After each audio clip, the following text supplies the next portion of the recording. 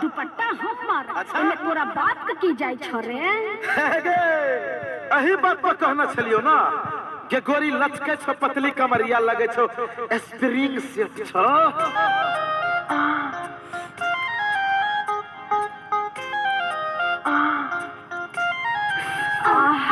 कहिया हमर टूटे लगले दर्द करे करे उठ लगले सचिया बस तबे के दहिया तेरा दिया में तो तोरा दहिया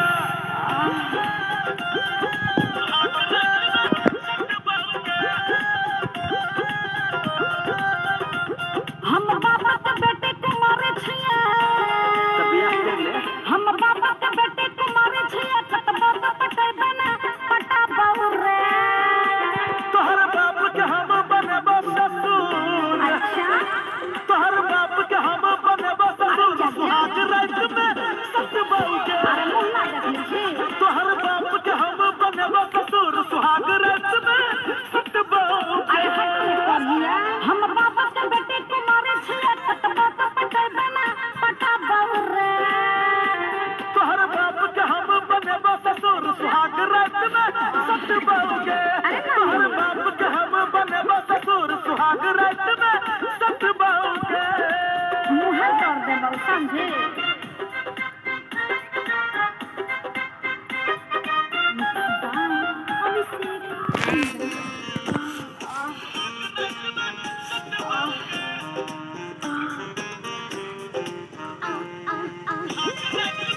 बाप रे बाप संतोष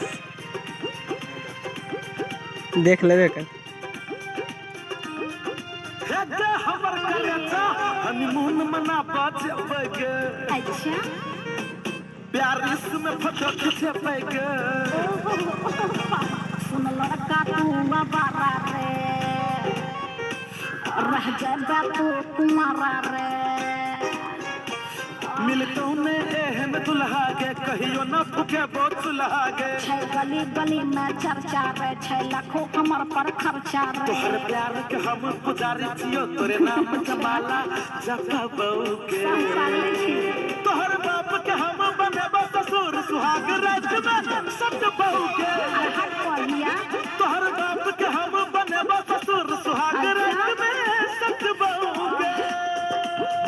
मुँह कर देबो बुझली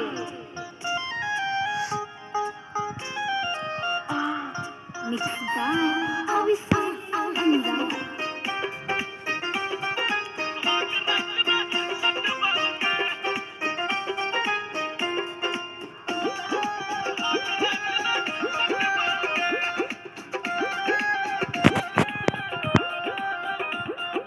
हेगे तोरा नाक में नथिया देबोगे क्या अच्छा और झुमका किन देबोगे।